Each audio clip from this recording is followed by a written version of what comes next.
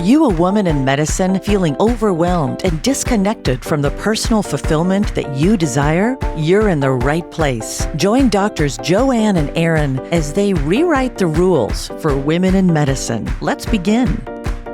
Why are women physicians praised for being team players but penalized the moment they say no? Why does protecting our time, energy, or well-being still feel risky, rebellious, or selfish?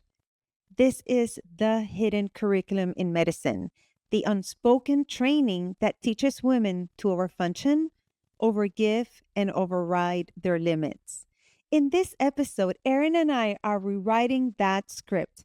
We're talking about what boundaries really are, why they protect both physicians and patients, and how women can set them without guilt, apology, or fear of backlash. So, Erin, so excited to be here with you. Let's get right to it. When we talk about boundaries in medicine, especially for women, what do we actually mean? When we're talking about boundaries, it's about having clear rules about your time, your energy, your availability, and your workload that are going to protect your ability to function sustainably. And I know you and I recently had a conversation about kind of burnout proofing your life and making it so that you don't have to run or escape or burn out before you do a reset. And so boundaries are one of those key pieces that when you set limits, it's actually going to help you do more with what you choose to hang on to while letting go of those things that aren't serving you. And so that's where being really mindful of the yeses that you give and making sure that they're in alignment on many levels and not just, that, oh, I would be the best person to do this job. Of course you would, but do you have the capacity? And so it's really looking at also what's the reason behind the yes? Are you feeling guilted into it? Is it because there's no one else who will take the job, so you feel obligated? And so sometimes it's unpacking. People talk about the 5 or the 7 layers of why. Why do I feel compelled to say yes? Why is that? And kind of digging deeper to make sure that it's not just this automatic habit that we've become so used to and really the norm by saying yes to too many things and not recognizing maybe what the collateral damage might be by not having better boundaries. Such an important conversation. I think it's so important to talk about boundaries, and we wonder, we are good at so many things. Why are boundaries difficult for us? And that's, we need to start there too, with that compassion that we don't have the best role models, especially in medicine. But as women in general, we're socialized to take care of people, be strong, be emotional, be there for others. And saying no and protecting ourselves seems like a contradiction to that. And it's learning, where do we set that line where we don't think of boundaries as pushing away or the negative side of saying no, but rather I always like to talk about it and as like this beautiful fence around you that's well defined so that you actually protect what's important. But I do believe that we need to start also with the compassion that they are difficult. If not, we wouldn't be having this conversation, and that it is appropriate to feel guilty or have that backlash when we said it, and that's actually where the work is. Once we said it, how do we keep it, knowing that we might feel bad, and that's kind of part of the process, but the reminder of what are these boundaries meant to protect in this season of our lives, and knowing that we're conditioned as women and as physicians to break that boundary. So I'm glad that we're here talking about this important subject. And the awareness. I was just on a group coaching call not too long ago, and one of the clients stated, I was stretched so thin, I wasn't doing a great job at any of my roles. And it wasn't until they got this awareness, oh, this is what it feels like to be a little bit less stretched thin, and this is better. And so part of this talk about boundaries is how can our listener even become more aware if they are overcommitted? And as you said, role models, what does that even look like? And if everyone around you is overcommitted, are you willing to maybe be different and see what that's like? And as we've shared through so many episodes before, that we tend to be rule followers, and it's uncomfortable to step out of that norm. And yet, the norm in medicine right now, especially for women physicians, is still about a 50% burnout rate. And neither one of us want to see that continue. So, how can we get out of that and do a better job, and setting healthy, clear boundaries and being okay with it is certainly one of those steps that can help. Definitely. And we talked a little bit about it already, but especially when we think about the women that we coach, and would love to hear some examples, why is boundary setting especially critical for women physicians right now? As I shared, with burnout rates being around 50% for some professions, even more for the last several years, that's not sustainable. And so, for women physicians, keeping in mind, there are a lot of tasks that still get asked women in professional fields that are maybe unpaid, heading up some committee, taking a role that is beneficial for the organization, but doesn't actually, it's not an actual promotion or bring in extra income. So sometimes we're often asked as women to take on those roles compared to male colleagues. And then in our households, we also have more roles. I shared some of this on a previous episode about gender differences, episode 154, where women in the household, more household chores, more childcare duties, which adds up to hours per week. So even as a woman physician, you are likely still holding on to more of the extra duties in your household, and that's a burden. And so when we can take an assessment, what's your role in the household? What's your role in the office? Have the other people that you're in those environments with write down what are their roles and raise awareness. And so you may be doing some things they're not aware of, and vice versa. But if you are feeling chronically overwhelmed, overburdened, tired, you don't have enough time for a good night's sleep, then reassess.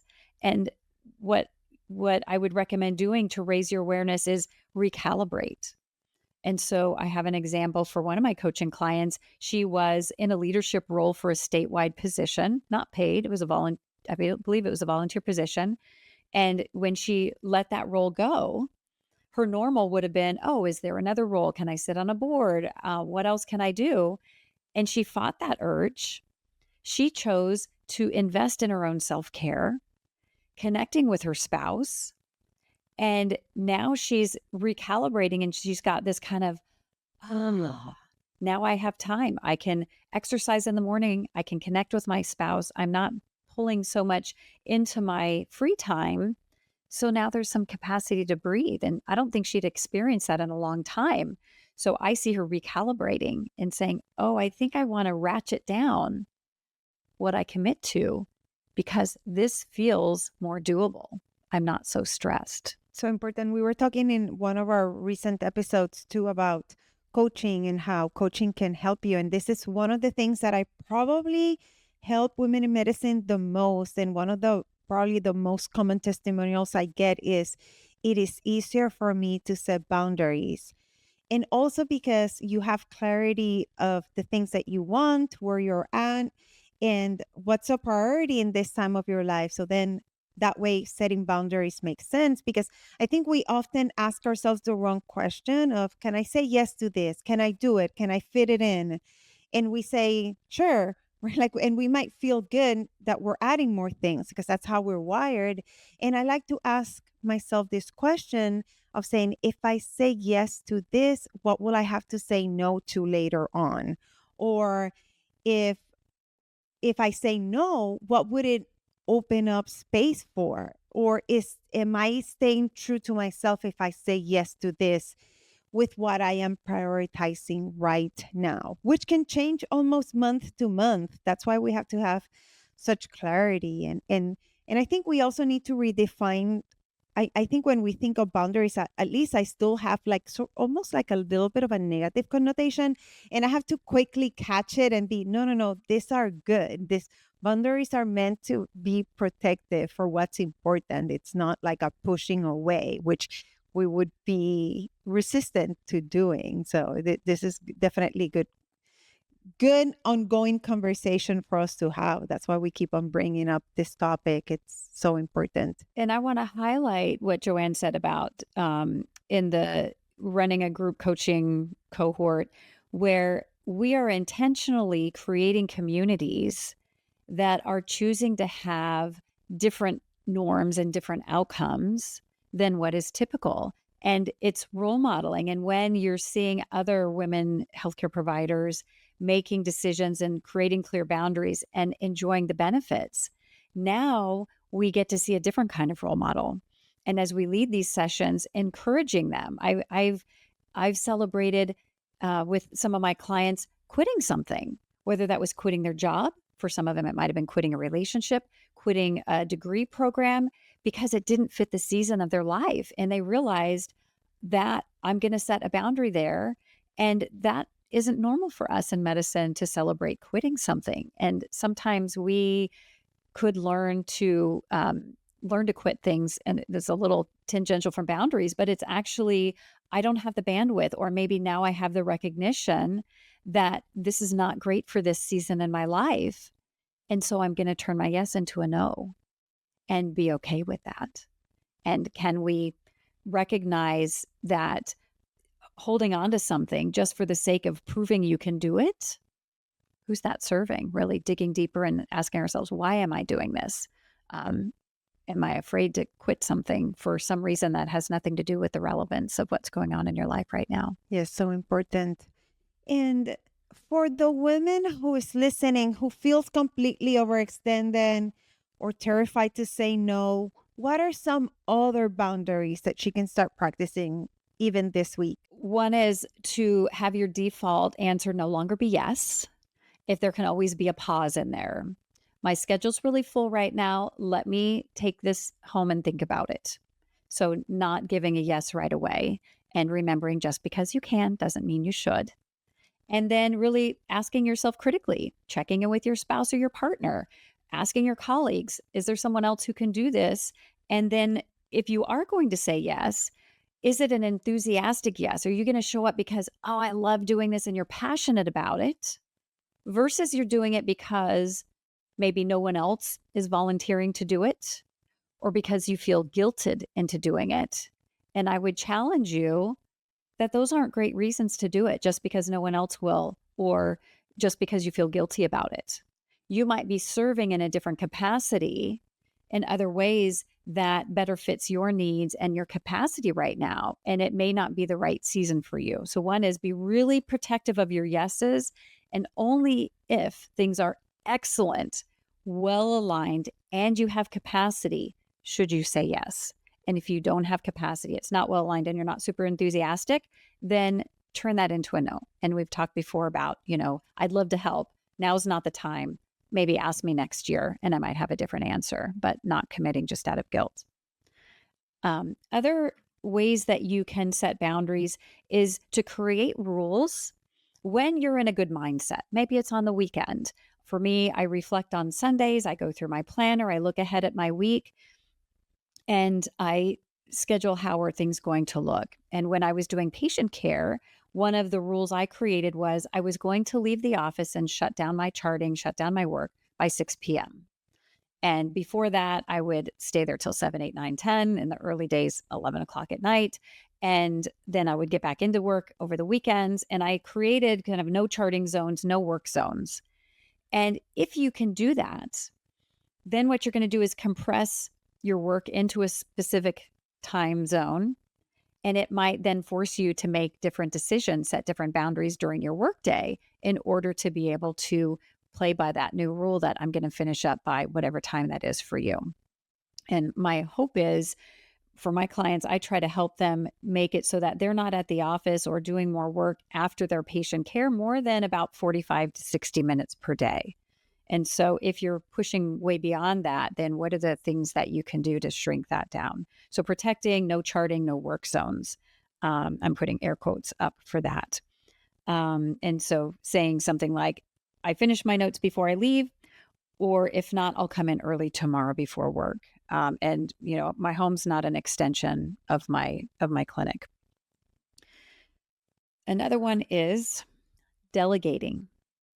Looking for, if this is not something I enjoy doing, or I really shouldn't be doing it, maybe it's administrative work that you're doing and you really should be focusing on your clinical work. Who else can take that on? Is there somebody else who this falls onto and you just told yourself, I'm just going to do it because it's easier or more simple, but now you're adding time to your work week regularly? And what would happen if you offloaded that permanently to someone else? So delegating and doing it without guilt and without this need to apologize, because those don't really help your mindset, how you feel about something. You're handing it off with joy. Now I can really focus on things that I need to, rather than I handed this off and now I still have this energy attached to this job that I gave to someone else, but I'm feeling guilty or I'm feeling bad about it. You're going to minimize the benefits that you could otherwise be enjoying. And my hope is not to do that. And then lastly is communicating your limits, whether that's communicating limits to your colleagues. I can't add any more add-ons to my schedule, or I've got this going on. And so I might have always said yes to that, and I'm not going to do that anymore. And also communicating limits at home to your spouse, your partner, your kids, and just saying like, I know that I've been owning this thing, and I need to share this load. What can you do to help me make that happen? And then find what's the win in it for them. There's a 3-part influence model that I think Joanne's familiar with too, where you're acknowledging, I know I ask a lot of you, and then you find the win for them. If you're able to take this off my plate, I'm going to be able to focus and have more energy at work so I can wrap up my day and I can be fully present and engaged by dinner time. And then what's the emotion that is helpful to overlay that? Excitement, enthusiasm, whatever that emotion is. And that's a technique I commonly share with my clients in order to help use influence in a positive manner in order to help others engage with that outcome that you want to see. And that can be very helpful in delegating to others. I am so glad that we're having this conversation, because I think of boundaries almost as going to the gym. It's work that we need to keep on practicing and improving to build that muscle. And Erin gave us, we love formulas here, so I'll repeat it in a formula matter of in summary of what we can do. You can pause, and then you don't have to answer yes right away. I like to say, let me check my schedule and I'll get back to you. Create rules when you're feeling well. I usually say Sunday morning Puerto Rican coffee is my best time. So find that for you. And limit the time that you're going to spend, especially if you're doing anything outside of your work hours. Delegating. We have such a hard time with that one, but it's so important. Reframe the emotions around the boundaries. And then, of course, communicate. And understand that some boundaries are also internal. So what is the conversation that you have to have for yourself?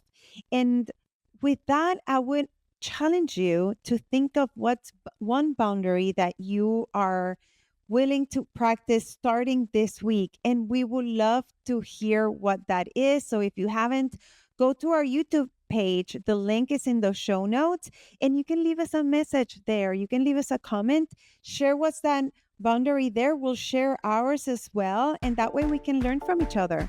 And with this, stay tuned, because our next episode is coming right up. Do you want exclusive resources and the opportunity to connect with us? Then visit createmeaninginmedicine.com now, where you'll dive deeper into how you can create meaning in medicine.